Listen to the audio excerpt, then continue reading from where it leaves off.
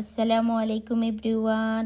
আজ আবারও আপনাদের মাঝে আরেকটি নতুন ব্লগ নিয়ে চলে আসলাম। আজ আমি রান্না করব দেশীয় বোয়াল মাছ, আমাদের দেশে অন্যতম জনপ্রিয় ও সুস্বাদু মাছ। আমি এখানে মাছ নিয়ে নিলাম আলু, পেঁয়াজ, মরিচ, হলুদ, টমেটো, কাঁচামরিচ, ধনিয়া পাতা আর লবণ আর গরম পানি।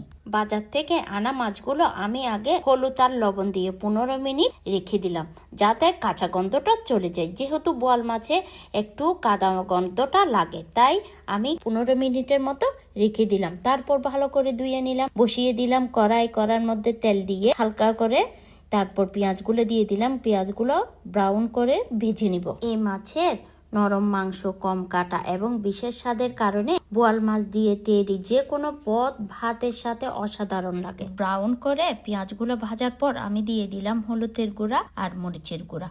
বেশ, আর কোনো মশলা দিব না। লবণ দিয়ে দিলাম, হালকা করে ভেজে নিচ্ছি যাতে মরিচের গন্ধটা চলে যায়। এখন দিয়ে দিলাম গরম পানি, হালকা করে ঝুল দিব গরম পানি, যাতে মরিচগুলো পুড়ে না যায়। এই তো নেড়ে চেড়ে দিয়ে দিচ্ছি টমেটো দিয়ে আবারও হালকা করে নেড়ে চেড়ে একটু গরম পানি দিয়ে ঢেকে রাখবো কিছুক্ষণের জন্য, 5 মিনিটের জন্য ঢেকে রাখবো। এই তো 5 মিনিট পর আবার চলে আসলাম।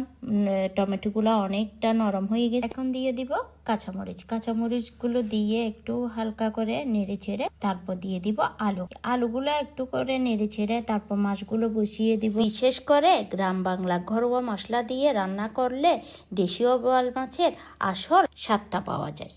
ঘরোয়া স্টাইলে দেশীয় বোয়াল মাছ রান্না সহজ ও পারফেক্ট রেসিপি, যা গরম ভাতের সাথে খেলে আঙ্গুল চাটতে বাধ্য হবে। এই নরম মাছের টুকরো মুখে দিলেই গলে যাবে, আর ঝোলের প্রতিটি চামচ আপনাকে মন করিয়ে দিবে গ্রামে সেই চিরচেনা রান্নার স্বাদ। মাছগুলো বসিয়ে দিচ্ছি একটা একটা করে।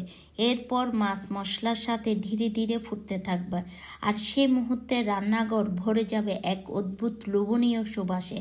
কাঁচামরিচ আর ধনিয়া পাতা যোগ করার পর যেন সাথে পূর্ণতা আসবে। এই সহজ রান্নাটা করলে অতিথি আপ্যায়ন হোক বা প্রিয় মানুষের জন্য বিশেষ রান্না, এই রেসিপি নিঃসন্দেহে সবার মন জয় করবে। মাছগুলো একটি একটি করে বসিয়ে দিয়ে আমি গরম জল দিয়ে দিলাম। গরম জল দিয়ে আমি ডেকচিটা নাড়া দিচ্ছি একটু করে।